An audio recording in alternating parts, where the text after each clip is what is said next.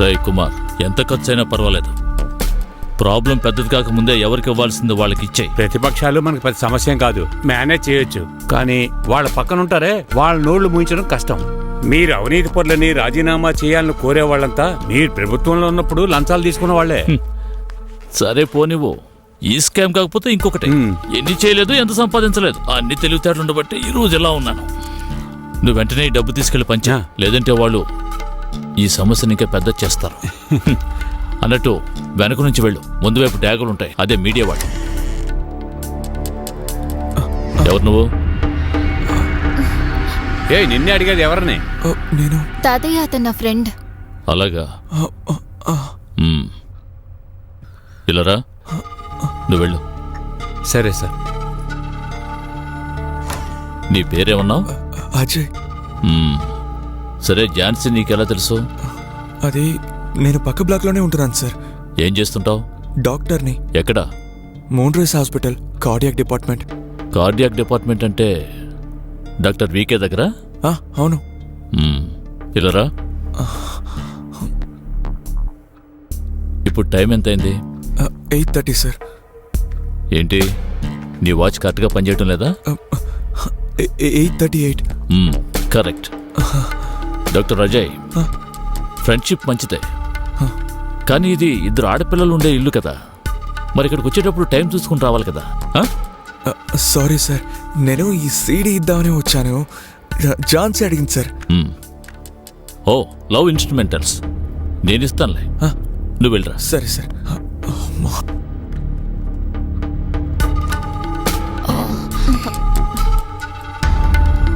So that was the twist. ఝాన్సీకి doctor అజయ్కి మధ్య ఉన్న ప్రేమ మంత్రికి తెలిసిపోయింది. అలాంటిదేమీ లేదు, కానీ ఒక చిన్న డౌట్ ఉండేది. ఏంటిది? ఆయనకి విషయం తెలియడం వల్ల ఝాన్సీ లైఫ్లో వేరే ప్రాబ్లం రాలేదుగా? రాలేదనే నా నమ్మకం. ఒకసారి రాయప్ప సార్ దీని గురించి ఝాన్సీని అడిగారు, అంతే తెలుసు. రాయప్ప ఎవరు? రాయప్ప సార్ చౌడప్ప సార్ కొడుకు, ఝాన్సీ వాళ్ళ నాన్న.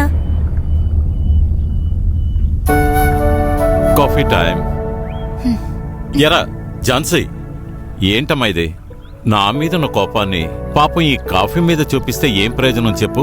ఇలా చూడు, ఆరిపోకముందే ఈ కాఫీ తాగి నీ కోపాన్ని తగ్గించుకో. నాన్న నాకేం వయసు పెట్టకర్లేదు. మీ తాతయ్య నాకు విషయం చెప్పారు, దాని గురించి నేను నిన్ను అడిగాను, అంతే కదా? తాతయ్య చెప్పినట్టుగా అసలు ఏమీ లేదు. Ajay is just a good friend of mine. నిజమే కావచ్చు, కాదని ఎవరన్నారు? మీ తాతయ్య గారి పొజిషన్, పరిస్థితి నీకు తెలిసిందే కదా. నువ్వు జాగ్రత్తగా ఉండాలి. నువ్వేం చేసినా సరే అందరూ గమనిస్తూ ఉంటారు. అందుకే చెప్తున్నాను, నా మాట విను, అంతేరా. నిజంగా ఏం లేదు నాన్న, అలాంటిదేమైనా ఉంటే నీతో చెప్పేదానిగా. ఓకే, ముందు కాఫీ తాగు. మరి మీ అమ్మ చెప్పింది నువ్వెందుకని ఫోన్ తీయట్లేదు? నేను చెప్పడం వల్లే నువ్వు ఫోన్ తీయడం లేదని నన్ను తిడుతోంది. నేనేం చెప్పగలను? చూడమ్మా, నేనెంత చెప్పినా తను నమ్మడం లేదు. మమ్మీ ఫోన్ చేస్తూనే ఉంటుంది, నేను తీయను కాక తీయను. అలా అనకూడదమ్మా, నువ్వు మాట్లాడాలి.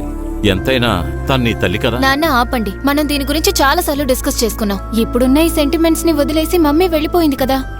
మీరిప్పటి వరకు మమ్మీ గురించి బ్యాడ్ గా చెప్పడం నేను వినలేదు, కానీ మమ్మీ ఎప్పుడు మీ గురించి ఏదో ఒకటి చెప్తూనే ఉంటుంది. నేను వినదలుచుకోలేదు. చూడమ్మా, తన్ని తప్పట్టి ప్రయోజనం లేదు.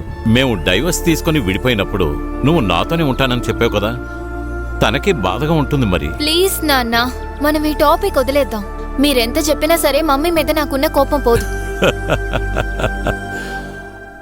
ఊరికే కోప్పడుకో, నేనేదో తమాషా కన్నాను. రా వెళ్దాం. అన్నట్టు నేను అర్జెంటుగా ఢిల్లీకి వెళ్ళాలమ్మా. అక్కడ పార్టీ వాళ్ళకి మీ తాతయ్యకి ఏదో గొడవట. అన్నట్టు నువ్వెప్పుడొస్తావమ్మా మన ఇంటికి? ఎందుకు నాన్న, నేనొచ్చినా కూడా మీరు తాతయ్య ఎప్పుడు ఢిల్లీలో ఉంటారు కదా. సరేగాని నీ ఫ్రెండ్ డాక్టర్ అజయ్ని అడిగానని చెప్పు. నాన్న అల్లరి పిల్ల. నాన్న, తాతయ్యకి చెకప్ కి టైం అయింది, కొంచెం గుర్తు చేయండి. ఓకే, నువ్వు అక్కడ ఇక్కడ తిరగకుండా ఫ్లాట్కి వెళ్ళు. Okay, bye bye. బాయ్.